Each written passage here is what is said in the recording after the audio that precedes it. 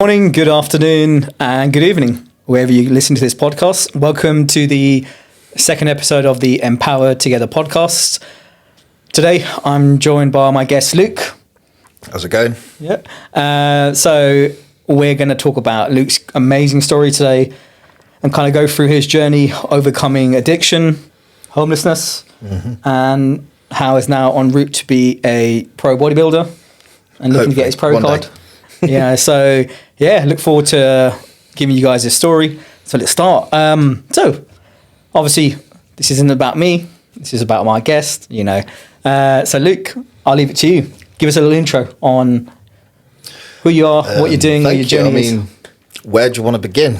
So I often believe, or kind of what I've studied, is that everything we are is basically a sum of our childhood.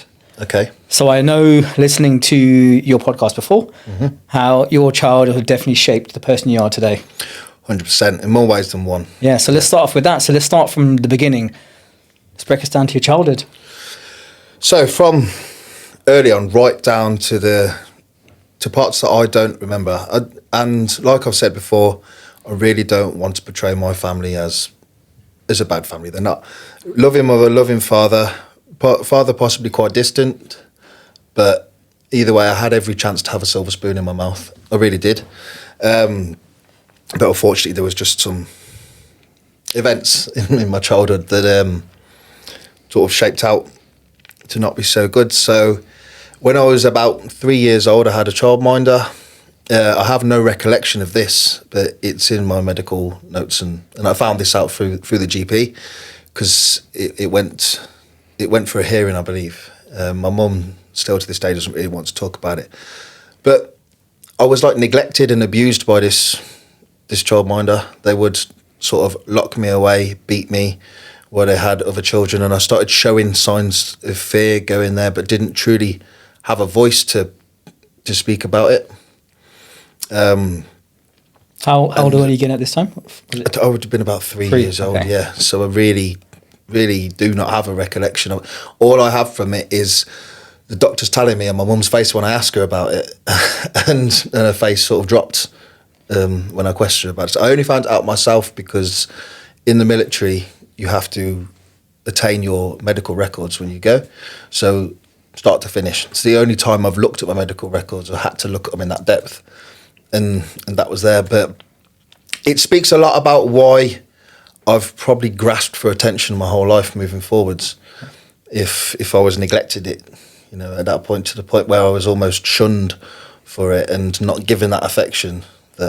Did you ever, what happened to the woman? Did she get prosecuted or anything? Or I really don't. No, I really don't know. My mum hasn't opened up more on it. She won't, and I don't remember it. So I can't talk on whether it's affected me, because I don't know it has, in terms of I don't think back to it and get upset. But the doctors have made suggestions of sort of why I have this need for attention and affection, almost. Could be down to it. When do you think the kind of that came to the forefront? When did you realise that you had this need for attention? All through school, I wanted to be the class clown, the naughty kid. As you do, yeah. I had to have that attention on me. I had to. I thought it was cool to be bad. I was the kid smoking behind the science blocks. I was the one selling cigarettes. Excluded. I was excluded from every school that I went to. Why was that? Just because you were the naughty kid? I just didn't. Yeah, and I thought it was cool. I wanted to be seen as that. It wasn't like I was necessarily not. I was quite intelligent, I think. But I wanted to be seen in that light. Yeah. I wanted people to think, oh, he's bad. How did that make you feel when you were seen in that light? Yeah, it made me feel good at the time. Cool. I was getting the attention that I wanted, that I was shouting out for, in a way. There's plenty behind that. How was your relationship at home then when you were getting, like when whatever happening at school, how did that affect your home life? How did your parents kind of treat you with? Yes, so they weren't able to parent me, Okay. basically, to the point where the relationship broke down completely at home. I was homeless at 15 years old, so I was kicked out, and I actually found an abandoned flat, in quite a rough area in my town, and I was able to rig the electricity. So someone taught me how to do this. As you do, yeah. I got a copper wire from my mains to someone else's so that I could have electrics in this flat. What I didn't do the first time is I forgot to turn the mains off. Okay. So I did get blown halfway down the street. So I'm assuming Just that's why saw your hair's, white. that's why your hair's curly now, yeah. Yeah, and it's ever since. That was a weird time.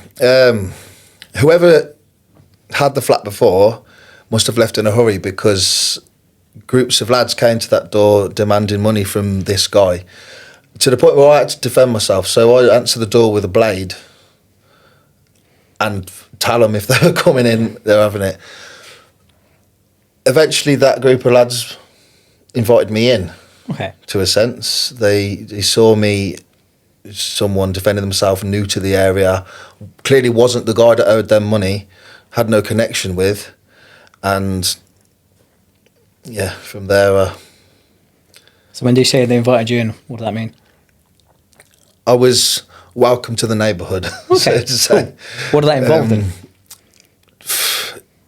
A violent culture, a lot of drink, a lot of drugs. You're talking a 15-year-old guy, you know. I was doing cocaine at 14, 15 years old. People at school used to like creep over. So obviously I was excluded from school a lot, but the times I was allowed in, I was just causing trouble. So I would be in isolation. I would go to the toilet for a line, come back, go to the toilet for another line, come back, and the teacher would eventually say, "Have you got a bladder problem?" and try and send me home anyway. But I used to have kids, and you think back now to it, these are kids. We're all children, and they'd be looking over the cubicle like, "Oh, look, what's he doing?" And I'd be, you know, Snorting a line of coke, yeah. Yeah. Where did you get that from? Was that from those lads then? Yeah. Okay. And how are you funding that? so through this period, the council were involved with me a lot, and the police were involved with me a lot, because they were trying to get me back home. But because of the breakdown, one, my mum couldn't handle me, and two, I didn't want to be. I now had this image that I wanted. I had this, you know, young lad lives on his own. I was having all the parties at mine, you know, all the drugs, girls coming round, violence, just Bad boy personified, I guess. Yeah. that lifestyle, yeah. So I never wanted to come. So the council got me involved on a programme where I'd go and do coaching. Instead of going into school, I'd go and I'd learn to coach, and I'd do like sports coaching, like football, athletics. And because there was no criminal record, I was actually going and assisting the coaching in schools, Yeah. in primary schools. To which point, one of the coaches that I worked with actually found out that I was at a school where I'd said a lot of people smoke weed outside before they go. So he would start saying, "Well, could you get rid of this bit? Could you get rid of this bit?" The bit's got bigger and bigger. You're talking 14, 15-year-old boy, 200, 300 pounds a week easily. And considering inflation, Yeah. 15 years ago, you know, that was doing me fine. Yeah. So that funded cocaine, alcohol and cigarettes at the weekend. I never liked cannabis. I'd never smoke it. I didn't like anything that slowed me down. I needed a stimulant. Well, if you'd come accustomed to the hard stuff straight away, then I suppose stuff like cannabis wouldn't really give you that, hit. I wish I'd got, you know, maybe started on Red Bull or something, you know, something a little bit cheaper. As you do when you were a Put kid. some money away. I'll have a Monster or a Red Bull, instead of a line of coke. You know. So where did that go from there then? Like, at what point did you feel like I need to get out of this? Do you know, there was a good period in my life.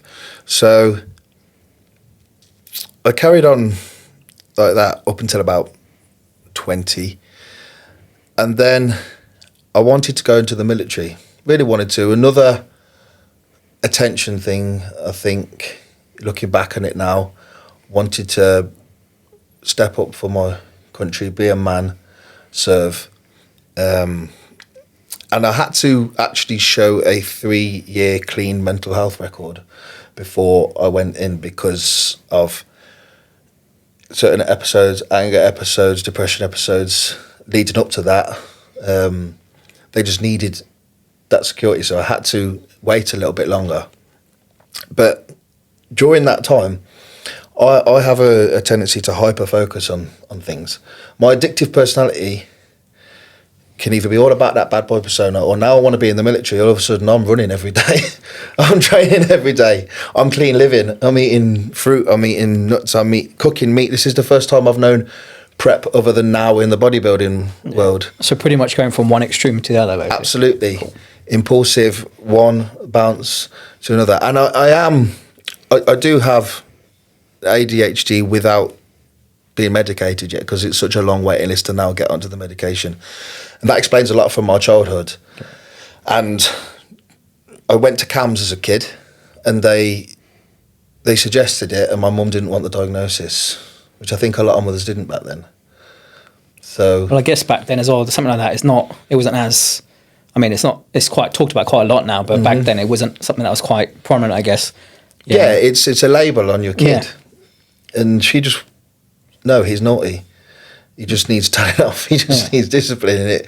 There was no reason for it. I feel like had it been better managed when I was younger, maybe the impulsiveness and the need for the attention might not have been as bad. You can't. So I won't ever know, and until I get medicated, I won't know if I'll ever think differently. I still am very impulsive and latch on to things, but that addictive personality has now switched to something a lot so better. When you were training for the army, did you just simply go cold turkey with taking the drugs and going Absolutely, into the training? Yeah. How did that feel? It was like a switch, but it was like nothing changed. It was like I was getting that same dopamine hit. Cool. That exact same dopamine hit, and it's a completely different lifestyle. I would say, I mean, it's probably a better dopamine hit than absolutely. It's probably cheaper as well. But a lot cheaper, yeah. But I got into the military. I got in Royal Navy. So some people might put that down a little bit, but Royal Navy clearance diver. Now they are a very fit unit. They do the bomb disposal, but also their top sort of unit within the diving branch also does a lot of special force support. So they're working with a lot of Green Berets and special forces. So very, very fit unit. You're not allowed to walk anywhere on that island. So it was like I had to be extremely fit for that role. So, and I did actually get into it. So you go through your normal basic selection, and then you have another selection for the divers. Out of about 34 lads, 4 of us passed that selection. It was like a week of hell.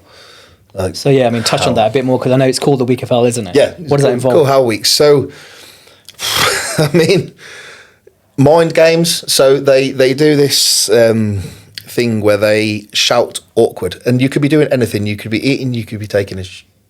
Are we allowed to swear on this? You could be taking a shit. No hold barred. You're taking a shit. You could be about to go home. Yeah. Or you could be sat in a classroom, because there is a tiny bit of theory to that week. As soon as they shout awkward, you have 120 seconds to be outside, out of your clothes, into your diving gear, including the knife attached to you, tied on, flippers under, stood like this, ready to go. And that is awkward, and that's why they call it that. The Hell Week, yeah. They call it awkward because it's awkward to get into it that quick, and if you don't do it, you have to get back into your clothes, then do it again, and you have to keep going until you all make it in tandem for this 2 minutes, and then you have to do 3 circuits where you run up about a 15-metre staircase, drop into a lake, swim across the lake, get out, run round, run back to the top of that. Jump in again. Three rounds. So they shout awkward, you have to do that. Get into your kit. And they'll probably shout that 10 times a day randomly. They did it once, they told us we were done for the day. They were like, you're done for the day, well done, you've all done well. We were all fucked.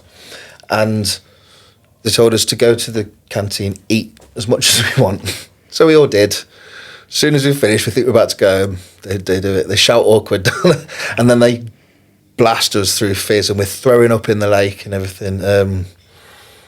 It's just the mentality they've got there. They want to break you down because they need the best of the best. Did you ever? How many times did you miss that 2-minute mark, or did you get it all the time? No one got it first time. No one got it first time. No one got it first time. Every time they shouted it, there was always a few times. That week, I tried to leave. I tried to give up. Okay. Third day in, I turned up not ready to train. I had my kit because I always like to think there's a little something in me that might, but I turned up not ready and said, "Can I have a word?" and spoke to them, and they said to me, and I'll always remember it. They said, "We've got two options here. I'm going to walk out of this room. I'm going to come back in 2 minutes. If you're out there training with the rest of them, this conversation didn't happen. If it's not, we'll get you on the bus home." And it just took that 2 minutes.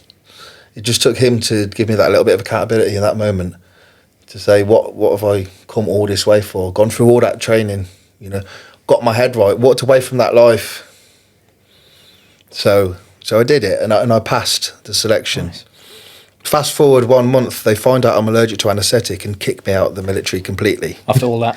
After all that. So expand upon that. Like, what's the importance of having to do with anaesthetic? So basically, my dad's cousin has an allergic reaction to anaesthetic. It's called malignant hypothermia or hyperpyrexia. So our bodies overheat.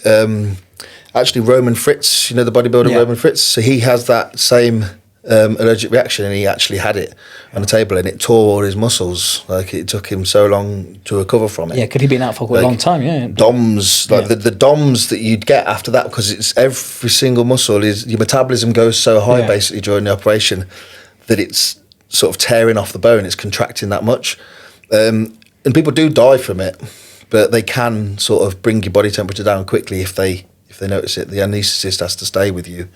I've just recently had an operation and they had to use anaesthetic because they can use certain ones, but the anaesthetist has to stay there just in case there's any residue of the one that you are allergic to, because if it goes in, they've got to be able to get to work straight. So it's too much responsibility for the military, I think. Okay. If anything was to happen to you, which it can, and you have to go under, they can't put all them resources into just you when there's so many more. So it's a permanent bar to entry. They said I should never have been allowed in.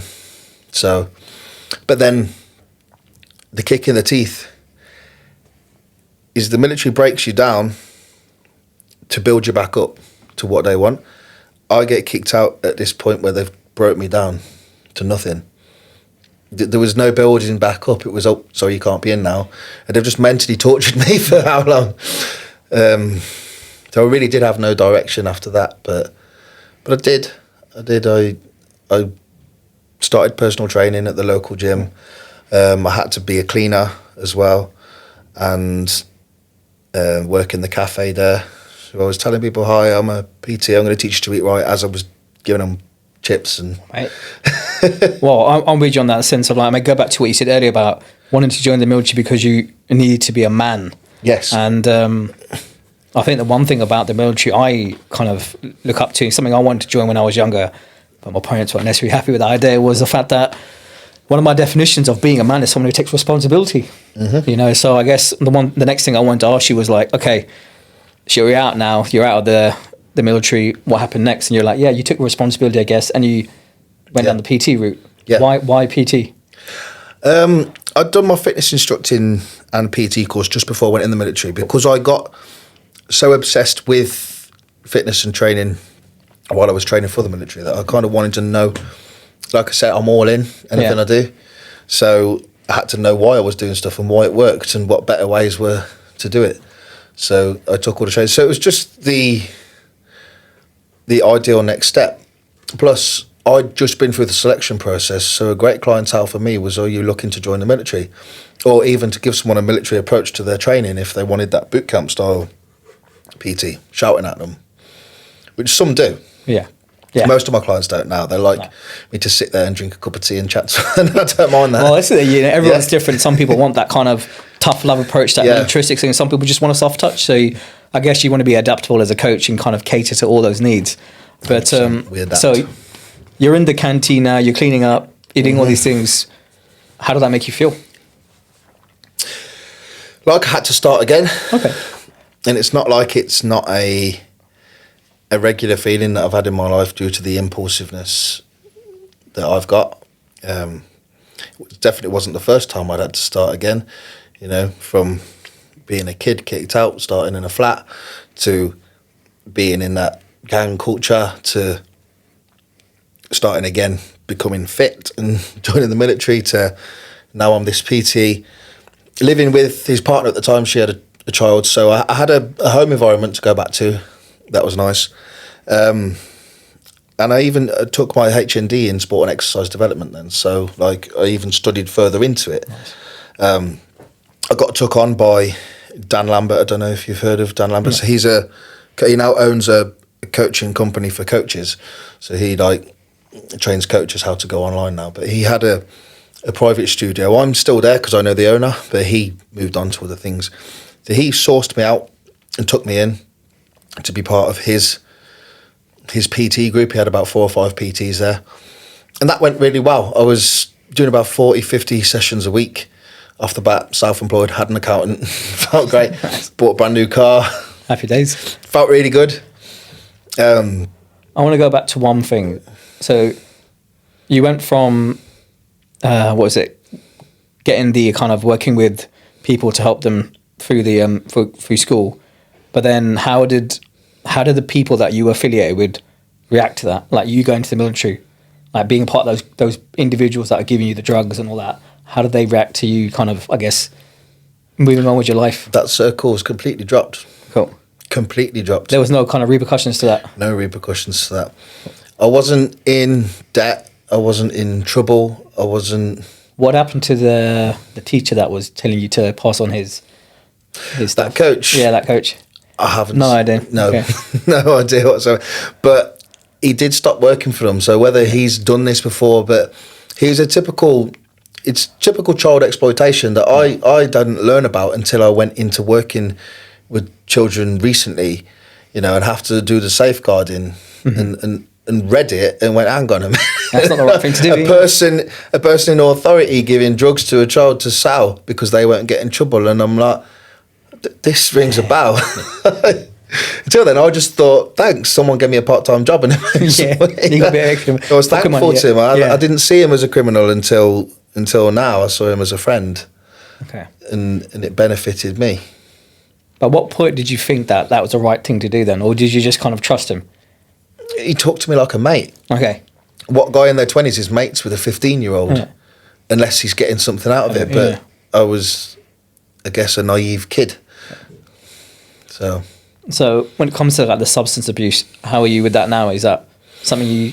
So that house situation, kid, PTing, that all broke down when I was in 2018. Okay. In 2018, everything sort of broke down at once. The relationship broke up. It wasn't because of that. Like that had to end. I walked away from that. But from someone that has to be obsessed with something and has a routine, I went to having to start again.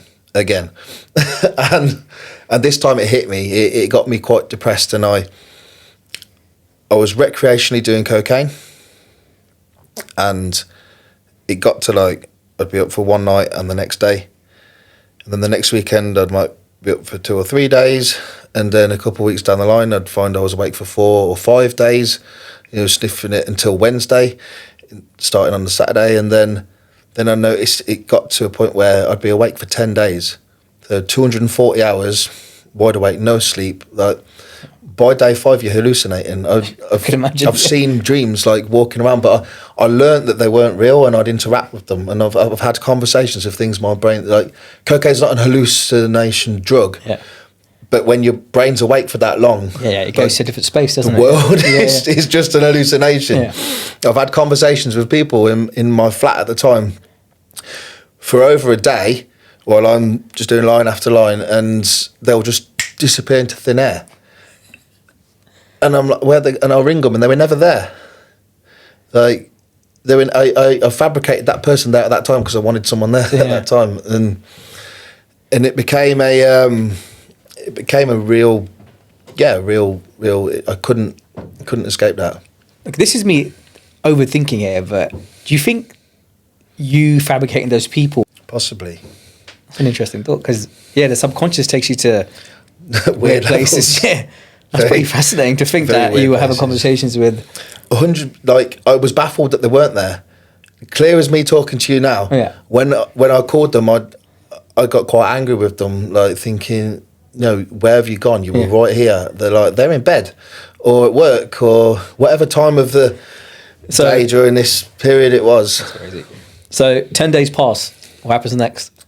A collapse. So after 10 days is the longest it ever went, but it regularly went there. And I'd start, I mean, I'm a twitchy person anyway due to the ADHD, but I mean, my arm would shoot up a bit. I used to split my heels open because my leg would kick out and get the corner of it, and like that I'd be walking puddles of blood around the floor because your body just starts contracting when you've been awake for that long, and you physically can't control it. And I'd drop. And do you know what? Up until that 10th day, if you saw me day 1 or day 9, you wouldn't think I was on drugs. Like, I was that functional on it. I was still PTing. I was training clients, and I was having a line when they warmed up, and halfway through the session I'd say, right, grab a drink of water, let me just go to the toilet quickly, because all they know is I'm going to the toilet once in their session, but they don't know that I've got 8 clients and I'm actually going to the toilet twice every hour for a line, because it's keeping me going. It's the only way I can face the world at this point. And yeah, the reason why PTing broke down is because inevitably those 3 days I collapse, clients are getting missed, and you can't wake me. You can't wake someone that's been awake for 240 hours. But the worst part is, which I look back now, is like no one ever tried to either. My door was never kicked in. The only people that were ever really around me were people that were there for the good time. They didn't want to check in on the bad time. And once again, we talk about dropping circles. This is why my social circle evolves with me, my partner, my son, and her son now. And that's it. There are some friends that I see now and then, fair play, like it might be once or twice a year, birthday, meal, etc. But I have no regular friends that I'll go and meet. Well, this is one thing I sort of believe as well. That I always kind of say to people how I know the world, but I only have a handful of people I actually can count on. Yeah. And I think it goes back to what I said earlier about being able to take responsibility, because I guess you notice no matter how many times you fall down, the only person that's going to really pick you up is yourself. Yep, 100%. And I guess as a man or as a person in general, we've got to have that, that ability to stand back up. Yep. Because when shit hits the fan, then you realise who's there for you. And sometimes it's a hard lesson to realise that actually no one is there for you. Slap in the face. Yeah. Waking up so confused after 36 hours being out, just to see no one there and a line still on the table. What do you think I'm going to do? Am I going to call the people that weren't there, or am I going to do that line? The one thing that is consistently there. There you go. Technology, guys. For me. So, you waking up, how did that make you feel? No one was there. If we want to go deep, it's about feelings in it. It's what we're here for. I'd cry every time I woke up because I knew I'd have to go through it again. I was scared to take my life. Terrified of the thought of an end like that. But at the same time, I didn't want to be alive. Like, sometimes people would ask me what makes you happy, and it would bring me to tears at that point, because I was lost. It was Groundhog Day every day. My life was a circle. Wired, flat out. Wired, flat. There was nothing for me. I don't even know how I was funding it. I mean, I do, because the debt management plan speaks for that. I was scamming every credit card, Eventually, it got to the point where I just started selling it as well as doing it, because I realised I can sniff this bit and sell that bit and buy another bit. And but But before I got that smart with it, I was Amigo loans, this credit card, that credit card, scam this company, you know, to tricking them that I'm someone else getting a loan out. I learned some dodgy things. As you do, yeah, because I guess you got to do what you do. Functional addict, yeah. I wasn't someone going into the supermarket robbing meat and selling it to the local. You know, that wasn't my style. It was businesses I was stealing from. It was. Well, I guess it's one of those things where when you think of an addict or someone who takes drugs, you have this perception on them as an individual that's just kind of come from that kind of world, but you don't realize actually the reason they do that is not because they have just were the wrong people. It's just life just gave them a tough little card to play. It's medicine. Yeah, and it's your way of coping with that. Yeah. It begins as medicine, and you start to need that medicine every day just to get by. It's just like anyone nowadays taking a anti-anxiety medication or an antidepressant. That was the only way I could face the world. That was my antidepressant. So why didn't you want to take your life? Because I know when I was 14 and I tried to do it, something within me said, you know, stop, we're better than this. And I just kind of, for me, it was just kind of the journey to realize what that voice was. So what was it for you that kind of made you think, okay, you've got something worth living for? Because right now it sounds like there was no reason for you to... There was no reason to live then, and I was kind of trying to go out with a bang as opposed to... I hate the thought of a definite stop. Okay. I was going, and I was building up all this debt because I kept saying, it's okay, I'll die soon. It's okay. But I wanted to sort of die in the process, just drop without knowing. And when I did keep collapsing and waking up, that was when it upset me. But one time I thought I was going to die. Like, I'd never collapsed like this. And I didn't actually collapse. I came out of it. But I felt my heart sort of like race. And I started, like, I couldn't really hear sounds. I was starting to see white. And I felt it like almost stop. And I dropped, and I was terrified. Like, and I think the adrenaline kept you going, brought me out of it, but I couldn't stop. I had another line straight after that. Like, it's like I was the passenger in my brain. So my brain was driving. There was times. So at the beginning, I wanted to be an addict. I almost laughed about it, the attention. Towards the end, and before I finally came out of it, I really didn't want to be. I tried to get help at everything. I couldn't. To the point I'd be going to cash points crying, begging myself not to get the money out, begging myself not to buy the drugs, but I couldn't not. There was something taking over me, like I was possessed by it. So at what point how'd you get out of this then? It sounds cliche for me now, but and people have said this before, but bodybuilding saved my life. It was another grasp at attention, and this sounds crazy, and I'll send you a photo if you want to edit it in. I'll send you a photo of my first bodybuilding prep, from out of shape addict with a pot belly and skinny arms to a really good showing for my first ever show in 2020. And yeah, I'd been trying everything. I left the country, went to America for 3 months, worked at a summer camp, driving a speedboat, teaching water skiing. As you do, yeah. Do you know what? Yeah, that's just another impulsive thing. Yeah. For 3 months I went over there, and God, if these parents knew who was looking after their children. But were you still taking stuff at this point? Yeah, so I took myself out. But like, I'd got on it about a week before I left. I was wired a week before I left for America, so I was still very much in addiction. But do you know that 3 months I was there, I didn't do it at all. Because you were getting that hit from anything else. Yeah. And I'll come back, and before I got on the plane to get home to England, I rang a dealer to meet me at the airport with 3 bags. After 3 months not touching it, you'd think I'd be able to not do it. But I realised then, you can't run from your problems. It's a situational and destinational thing. It was something here wasn't filling that void, wasn't taking my attention. So I got back into training. It was a bumpy ride. it went down to like maybe 5 days on it, 5 days not. Then it'd be a couple of 3 days here and there. I got a job, and a couple of times I'd end up getting a bag to work, and I was like, what am I doing? I've just got a job, I can't do this.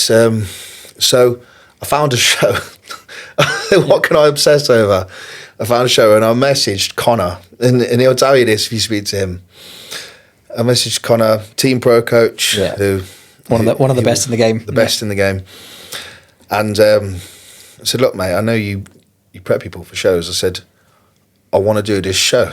When is it? I'm like, it's in 12 weeks. He just got out of addiction.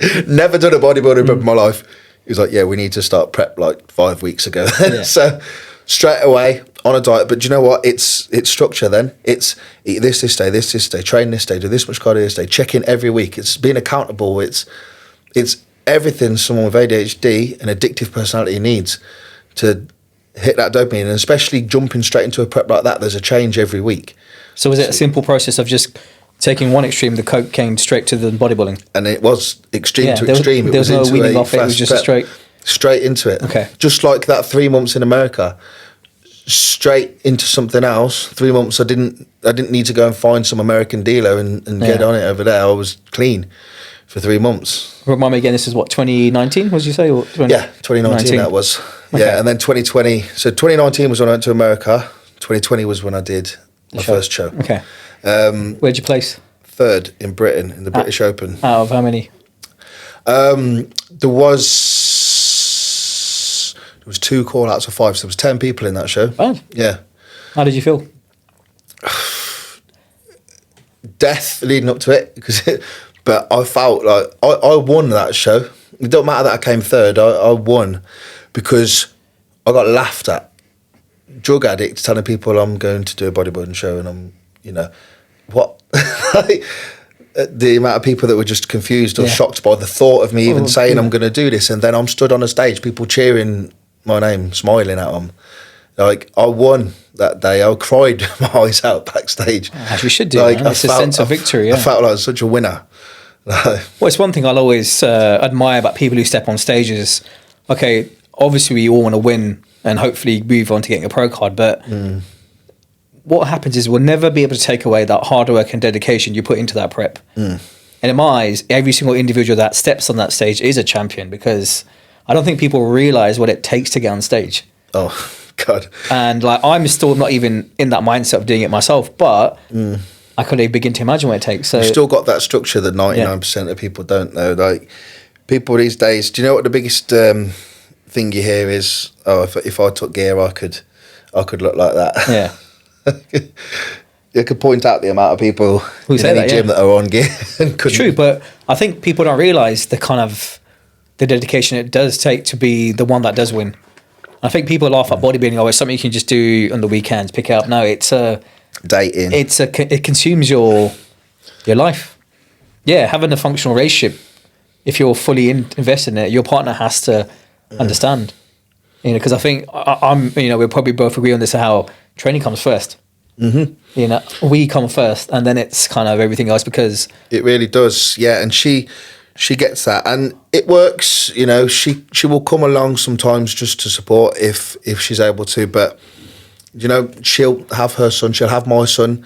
If I've got my son at the weekend and I need to train, I'll go out as early as I can, getting my meal in first and get it out of the way, and then we'll still have a whole day out, and I'll just bring my meals if it's not enough planned day, and that's fine. I've still got my military backpack. They let me keep that, so you can get yourself meals going in that. Perfect.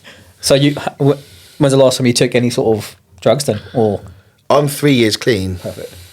Yeah. And one thing I wanted to kind of expand upon. I'm 3 years clean, because I did, after that first show, I fell back into a 6-month addiction. Okay. Before I went into another prep, and then I've been clean since then. So it's because I didn't stay on with a coach, I think. Now I've got enough in my life to never fall back to. I could quit bodybuilding tomorrow. I never would. Sometimes I have thought, am I happy enough now not to do this perfect struggle? Almost. Bodybuilding to me was like the struggle away from the struggle. It was my escapism. It was the right kind of struggle. And I probably do have enough happiness in my life to not need that struggle. But now it's part of me. It's my baby. I mean, it's a hobby now. It's not just an escape, because I don't need to escape my life. It's true. I mean, one of the reasons I started training was because it got me through depression and the idea of taking my life. And but I also realized when I did train, I was dependent on it because it made me happy. And if I didn't train, I wasn't happy. But I think I can't remember when it was, but at what point that pain that I was in turned to just like, okay, I don't need the gym now to make me happy. It's what I do. I mean, I've got no desire to be like a pro bodybuilder, and I've got a long way to go to do that if I want to do that. But he's as strong as me on the back. We trained earlier. Well, I've only got a back. That's it. Alex, that's we're trying to work on my shoulders, aren't we? But no, it's a case of like, I think you're right. Bodybuilding did save your life, and it's something that definitely gave me a reason to keep going. If I never stepped into the gym, I wouldn't know where my life would be right now. But one thing I think we spoke about this earlier is like, okay, you're bodybuilding, this is your thing. Now with that, obviously, there's the route of taking assistance, taking gear. How does that kind of fall into that kind of addictive personality then? So here's the thing. It's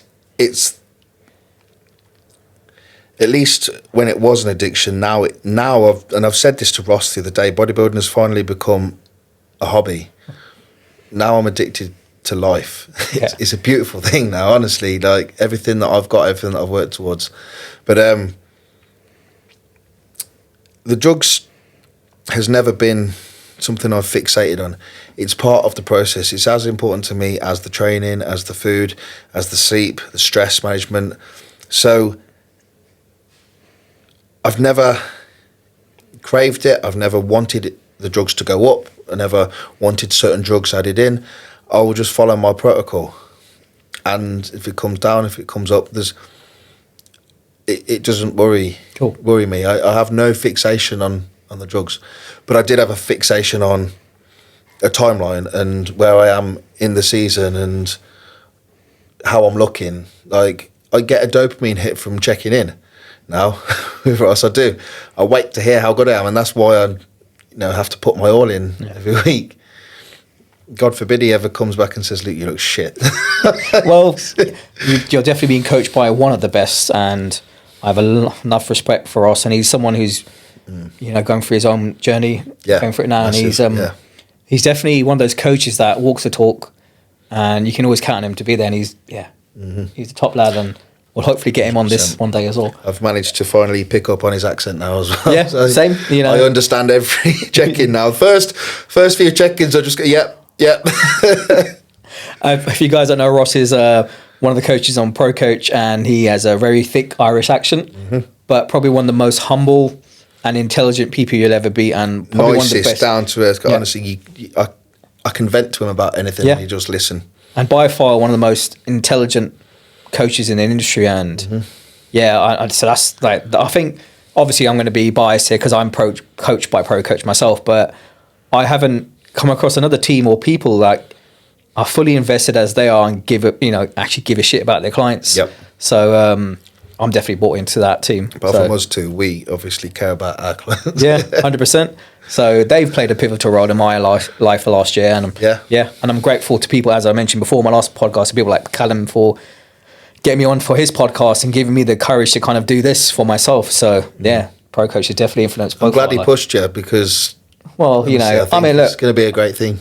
As you guys know, like, I'm very much like, I tend to keep to myself. I'm still afraid, afraid of being judged, afraid of messing up, but that's what keeps me going, because it's not a sense of proving anything to anyone. It's just about saying, I can do this, and I know I can. And I think you've got to basically sometimes just stop the noises in the head, and stop selling yourself short, and just you feel like an imposter sometimes. That's it, yeah. And I still do. And I think that's what keeps me going, because I think too much ego or too much kind of like hubris in yourself does take away from who you are. And I'm very much about authenticity, and being vulnerable isn't a weakness. No. And it's very much a strength. It's just how we use it. So doing this, for like example now, it's probably been one of the best things I've ever done, and I'm actually grateful I had that kick up the arse by Callum to do this. And so once again, thank you to him.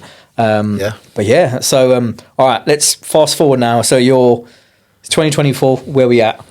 What's next for you? I know we've kind of condensed your story down into this little window here, and there's so much more we could expand upon. But yeah, no, it's fun. Next for me, so now I've managed to take life experience, I guess, into a role within the NHS now. So I'm it's a new role in the NHS health and wellbeing coach. I'm actually in the GP surgeries, suited and booted. I have my own office in each one that I'm at, and I call patients in. Everyone thinks I'm a doctor. It's brilliant. This guy that was on the streets selling drugs, addicted to them. People think I'm a doctor. I'm not a doctor. Let's just put that out. They make a lot more. But basically, the job now within the NHS is to help coach people into managing their own health in a less clinical route. So anything from pre-diabetes, full-blown diabetes, to chronic pain management, ADHD, especially with myself, they've really picked me to pick up on all the clients there. Veterans, so we're looking into what we can do for veterans now, because they really don't get looked after when they leave. So we're finding out every patient within our PCN, which is Primary Care Network, who is a veteran, and they will send them out like a questionnaire. Are you a veteran? Yes or no? All the patients will answer it, and if they say yes, say what service would you like to be provided. Then I'm the lead on that, so I have to then create a community service to support the veterans, and we'll get funding for that as well. So that'll be quite a big project to lead, and they've put me at the top. How did you come across the opportunity? It's weird that my partner sent it to me. So basically, before that I was working as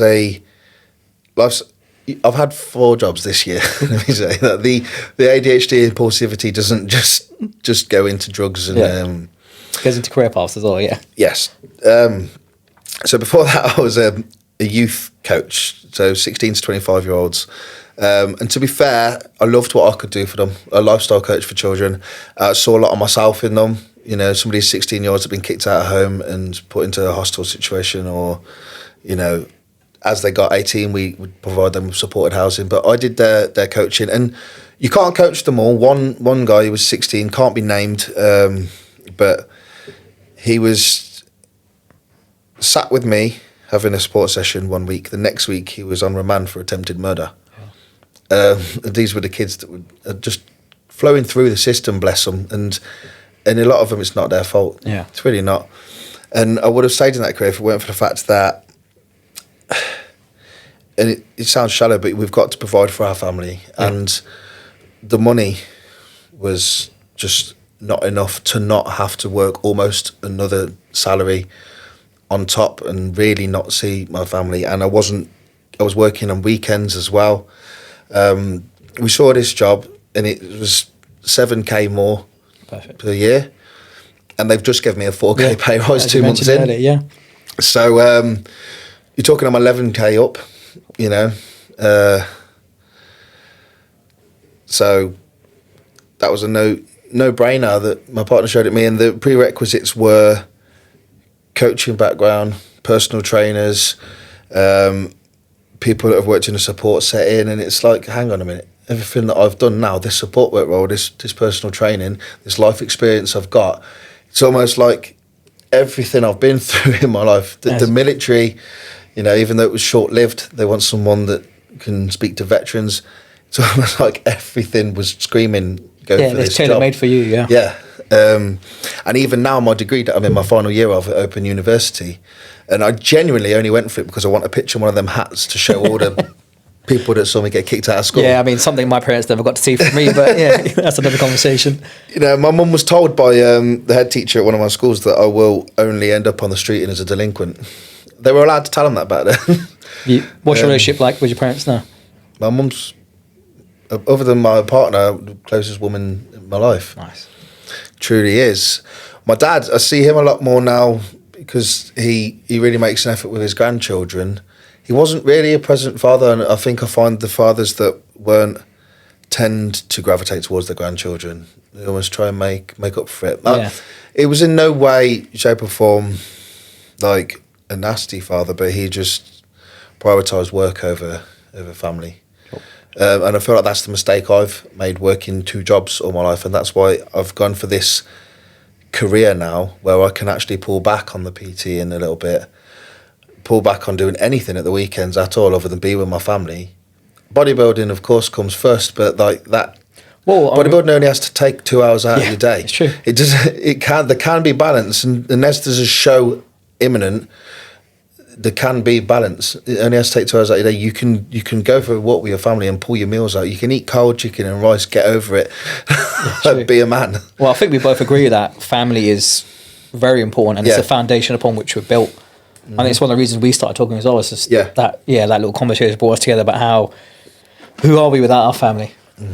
You know, and I think that's what myself moving forward, that's kind of been my foundation. If it wasn't for my parents, I would not be the person I am today, and I'm very much grateful to them. And what I do is in their name, I guess, to kind of make sure and not prove to them, but just be as good as of a person as they were to me. Yeah. So I think, gosh, we have a great little hour here. I'm going to wrap things up now, but I'm going to ask you 2 questions. Yep. So Luke, tell me, what makes you great? What makes me great? The energy I bring to a room. I think it's one thing I've been told, like, you could look at me and think big. Well, I say big, I've seen a lot bigger, but decent sized man. You think aggression, you think unintelligent. Sometimes it's got that sort of aura to it, hasn't it? But I've learned that pretty much any room I walk into, or anyone that comes into a room with me, you got to think I'm seeing, you know, a lot of old ladies with diabetes now coming in to my office to speak to me about how they can be healthier. I always get a smile back of people and a conversation out of people. There's, you know, if I walk past someone in the street or on a walk, could be a nice, cute little old couple, I'll get a good morning, how are you, maybe stop and have a conversation. It's one thing that I think makes me great is the interactions that I have with people and the smiles I bring out of them. Cool. What's one bit of advice you give to anyone who listens to this? On the spot. If it's out of your control, don't let it control you. Cool. All right, guys. Well, thank you guys for tuning in for this second episode. I would love a lot more time, and I think we need to do a second one of this, but yeah, man.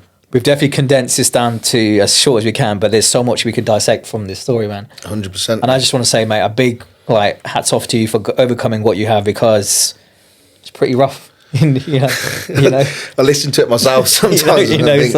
Do I sound a bit crazy talking? Should I shut up? It's an absolutely amazing story, and I think this is the one thing I want to do with this whole podcast is each and every single one of us has a story. And I think we can learn from all of us.